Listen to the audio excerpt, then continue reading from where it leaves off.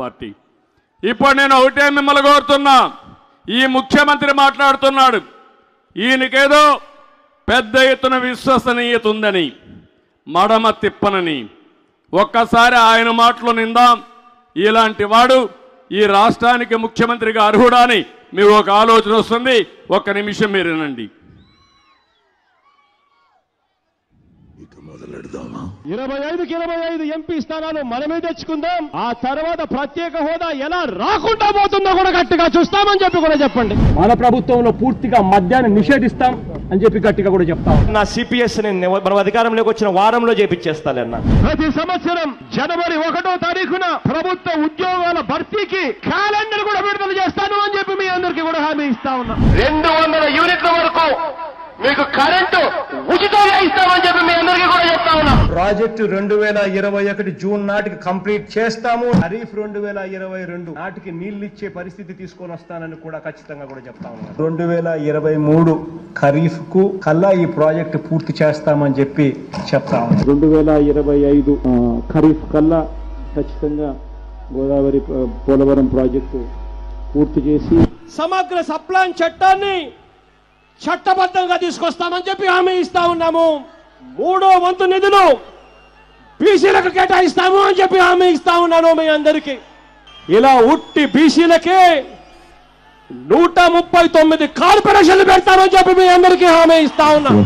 పంట వేసే ముందే పలాని రేట్లకు కూడా పలాని రేట్లు అని చెప్పి రేట్లు కూడా ప్రకటిస్తాం. గిట్టుబాటు ధరకు గ్యారంటీ ఇస్తాం. విజయవాడలో క్యాపిటల్ సిటీని పెట్టడం మనస్ఫూర్తిగా మేము ఆహ్వానిస్తున్నాం. ప్రతి కాపు సోదరుడికి నేను ఇవాళ హామీ ఇచ్చి చెప్తా ఉన్నాను.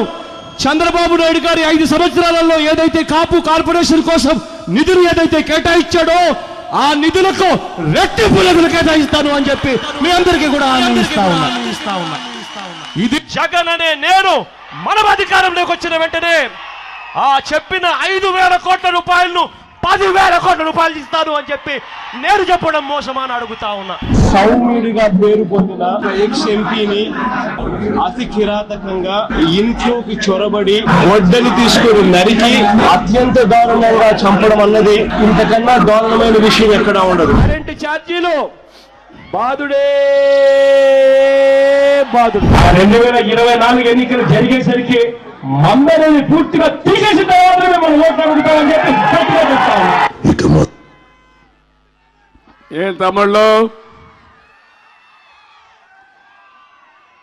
విశ్వసనీయతకు చిరునామా ఈ నకిలీ జగన్. విన్నారా మాటలు? చేశాడా పనులు? కాపులకు 10,000 కోట్లు పెట్టాడా? వచ్చిందా? మద్యపాన నిషేధం చేశాడా? పోలవరాన్ని కట్టాడా?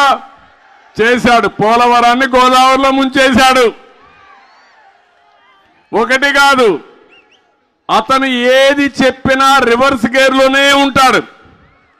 చెప్పేది ఒకటి, చేసేది ఒకటి.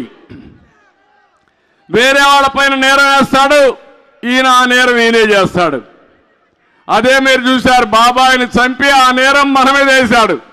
ఎలాంటి రకం అంటే చంపి ఆ గొడ్డలి మన చేతిలో ఉన్నట్టు చూపించి మనల్ని పోలీస్ స్టేషన్ తీసుకుపోయి జైల్లో పెట్టి తద్వారా ఈయన రాజకీయం చేయాలనుకుంటున్నాడు. జగన్ నీ పని అయిపోయింది, నిన్ను అర్థం చేసుకున్నారు. అందుకే ఒక మాట మాట్లాడుతున్నాడు. సీన్ అర్థమైపోయింది, తిరగబడింది. అందుకే ఇప్పుడు ఏమంటున్నానంటే పెత్తందారులకి పేదవాళ్ళకి పోరాటం అంట. ఈ దేశంలో పెత్తందారి ఎవరన్నా ఉన్నా అంటే నెంబర్ 1 పెత్తందారి ఎవరు తమ్ముళ్ళు?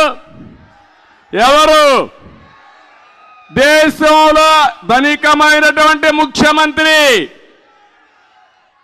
అతను డిక్లేర్ చేసిన ఆస్తుల విలువ 510 కోట్లు.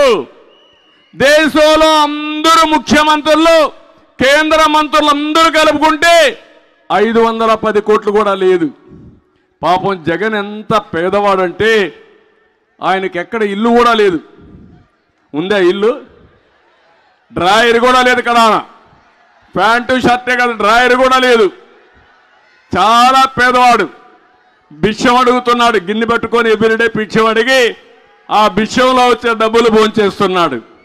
పేపర్ లేదు, టీవీ లేదు, ఇల్లు లేదు. పాపం చాలా పేదవాడు. తల్లి లేదు, చెల్లెలు లేదు, బాబాయ్ లేడు, తండ్రి లేడు. ఏ తమ్ముళ్ళు, అవునా కాదా? వాస్తవేనా?